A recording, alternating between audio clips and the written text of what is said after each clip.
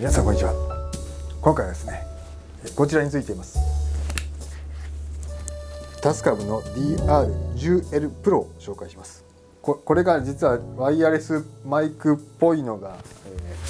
ここのところについてるんですけども、ここにですね、ラベリアマイクが、ついておりまして、こっちの方はですね、この端末にレックをすでにしているような状態で、そういうマイクです。なので、こういう形にすると、ワイヤレスマイクかなみたいに、パッと見思うんですけども、収録している方のこちらのカメラに、マイクはついておりません。はい、受信機はついておりません。こちらの方のですね、カメラにも、別のマイクがついているだけでワイヤレスのね受信機はついてません。そんな感じでですね、このラベリアマイクをここのレコーダーに入れる、ワイヤレスつかないでもうここだけで完結するっていうのがこのタスカムの DR10L Pro ってやつなんですね。 DR10L とかまたちょっと違う形のものはいろいろあったんです。もともとこのタイプはあったんですけど、今回 DR10L Pro っていうのが新しく出まして、何がいいかっていうと32ビットフロートの、録音ができるようになったってことと、Bluetooth で、ワイヤレスで、アプリから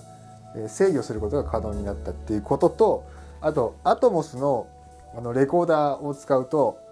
タイムコードでシンクができるっていう機能が追加されたっていう、プロっぽい感じで、より、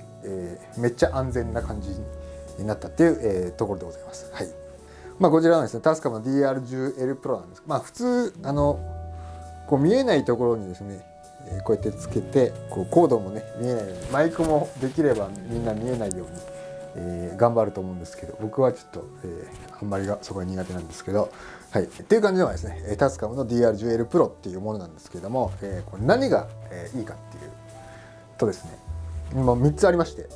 まずですね、これはワイヤレスマイクも一緒なんですけど、ここについてるからこっちの方に移動して喋っても、こっちの方に移動して喋っても現状ですと、部屋の中でまた別のマイクをですね、これ音質比較用に DR40X っていう、レコーダーと、あとブラックマジックの方にですね、以前紹介しましたタスカムのキャノンから入れる CAXLR ってやつを富士用のやつなんですけど、これブラックマジックに入れて撮ってるんですけど、こうやって移動している時にですね、こっちの普通のマイクだとやっぱり距離が変わってしまうので、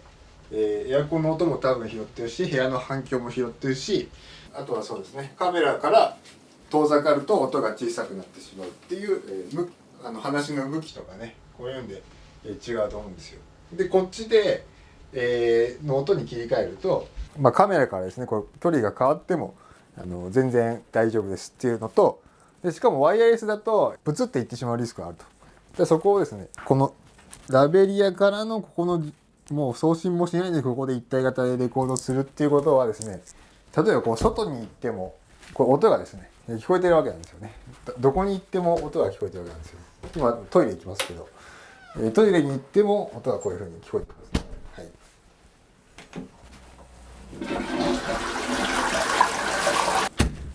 はい、っていうのが、ラベリアタイプの、メリットかなと思います。少しいい感じのねコンデンサーマイクと比べると音質はもしかしたらちょっとは劣化はするんかもしれないんですけど、まず絶対撮れるっていうことですよね。はい。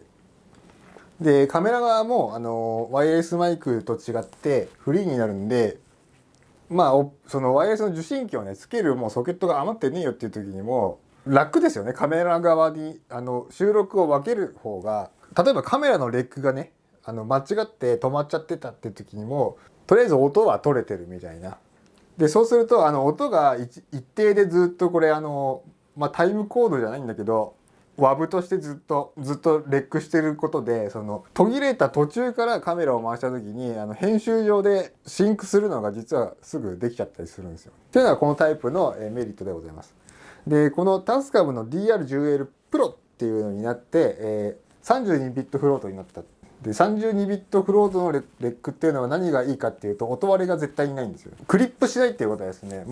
すごい安心であるということですね。はい、っていうのがですね概要になります。それではですね、もうちょっとここでよりで、これを見ていきましょう。外観からまず見ていこうかなと思います。サイズ感は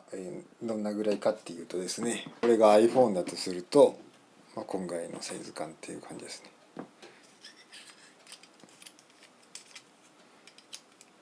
4.5 センチかける5センチぐらいって感じですか。で、厚さが、2.5 センチ。ワイヤレスマイクのだいたい送信機ともうほとんど一緒のような感じですかね。こういうフックが付けられてポケットとかにしまえるっていうような形ですね。ワイヤレスマイクのワイヤレスじゃないバージョンっていうことです。で、バッテリーがここを開けると、これが単イオン電池 ×2 です。単イオン電池 ×2 がこう入ります。単3じゃないので、サイズ感的にちっちゃいので単イオン電池を使います。で、こっちに USB Type-C のアダプターがありまして、これでバスパワー給電ができる。おそらくファームアップ等もできるかなと思います。で、ここが SD カード、ちっちゃい SD カードですね。SD カードの GoPro とかに入れる小さいサイズの SD カードのソケットがあります。これで内部に記録するっていう形ですね。ドローンとかもこっちのタイプの SD カードだと思いますので、持ってない方はこれ別途購入して、こういう変換とかを使ってSD カード読み取りの方はする感じですね。ちなみにイヤモニタリングする 3.5mm のステレオミニジャックもついてます。で、電源を入れるときはここ1秒、ここ1秒で入ります。タスカムで、オフるときもここを1秒。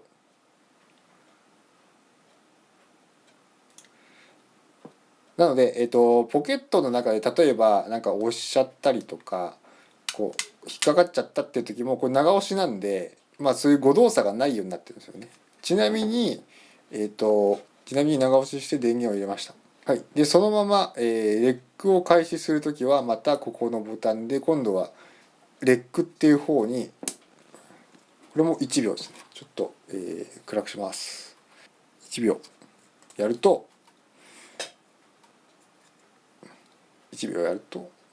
今レックに変わったんですよね。で、カウントアップしていってると思います。ちなみにこの R が点滅しているのは、Bluetooth で、こっちと接続している設定をしてるからなんで、Bluetooth の先をこっちと今さっきシンクしちゃったんで、シンクロ先を探してるような感じです。で、今、マイク入ってない状態なんで、これはちょっと取れてないんで一回また止めたいと思います。で、止める時もまたこれを長押しで、今止まったですね。はい。で、電源を振って、でちょっと急いでる時とかは直接電源の下なんですけど、上の方に直接上にやると電源つきました、そのままレックっていうのができますね。はい。でレック中はこれを上にやるレックを止めるっていう意思表示をちゃんと長押しでやるまで全部のキーがロックされるんですよ。だからポケットに入れてワシャワシャしても絶対止まらないっていう感じです。電池さえ絶対10時間ぐらい単4バッテリー ×2 で平均だいたい10時間弱ぐらいで見とけば、1日ですよね。それで10時間おきにチェックすればずっとレックしておける。SD カードの容量もありますけど、256まで確か入るんで、もりもり入れといて絶対ずっと WAV で取っとけばみたいな形でいい感じかと思います。で、ちょっとさすがに、マイクつけますね。ラベリアマイクで、これは普通のワイヤレスマイクとかと一緒で、3.5mm でインしての、それのロックができるという形です。今ですね、ここのバーでゲインが、このサウンドバーが、入力してるように動いてるっていうのが出てきました。別売りなんですけど、Bluetooth のアタッチメントがこれですね。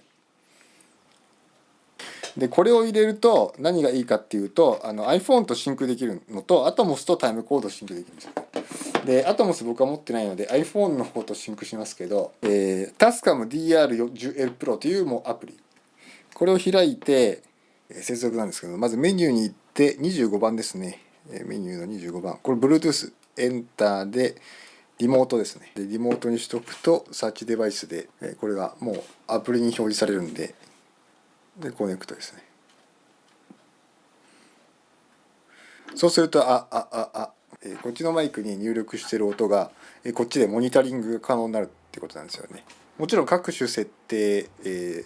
シンクデートシンクもできるし、プリセットの同期とかもできますし、もちろんレックもできる。これでレックしてるような形ですね。はい。でこれがいいのが、複数こっちが複数台になってもバーッとずらっと表示されるんですよね。たくさんこれをつける出演する人が多い時にすごいこれ使うと一括管理みたいなのができるからすごいいい。一人でやる時も例えばこれ演者さんにつけたらもちろんそのつけたタイミングでここでレックしてずっとレックしとけばいいかもしれないんですけど、これがあるとその実際にカメラを回して本番としてる時にここでモニタリングがしっかりできると、ちゃんとレックしてるっていうのが可視化されるんですごい安心すると思います。はい、僕は、Bluetooth でぜひ接続したいです。でその他のメニューもちょっとずらっと見ておきましょうか。はい、操作するためのボタンが4つあってですね、ここはモニターの時のゲインのコントロールなんですけど、メニューボタンとあとカーソルボタンとエンターボタン、あとはプレイバックの時の早送りと、再生一時停止を兼ねてるんですけど、メニュー入るとまずレックレベルが、5段階、ハイミッド、今オート設定になってるんですけど、ミッドローって感じなんですけど、あとはローカット、リミッターオンオフ、リミッター僕は基本的にオン、オートレベルも、オンにします。オートレベルの方がなんか楽だなっていうの、本当はちゃんと見れる人は見た方がいいかもしれないですけど、でフェーズっていうのはその入力マイクの種類によって、プラスのなんか電荷っていうんですか、なんかこう逆にした方がいい時があるらしいので、マイクを変える時はこれフェーズをオンオフがした方がいいですね。あとフォーマット、ファイルタイプっていうのは、モノポーリーってあるんですけど、基本モノでいいと思います。喋り声なんで。ポーリーっていうのはステレオですね。モノをステレオチャンネルとして入れるやつ。レックフォーマット、これは441と48でだいたい48で動画の時はいいと思いますね。でビットデプスがここは32ビットフロートがあるっていうのが、いいとこかなと思います。割れないっていうところですね。でいろいろ名前変えられたりすると。フォーマットもあると。でバッテリーの、単4バッテリーなんですけど、これも合わせといた方が、誤動作したりしたことがあるんで、他の端末の時にバッテリーも合わせといた方がいいかなっていう感じですね。っていう感じでございます。いかがでしたでしょうか。こちらのチャンネルではアート、ライフ、ミュージックのテーマで動画をお送りしております。チャンネル登録、グッドボタンよろしくお願いします。それではまた。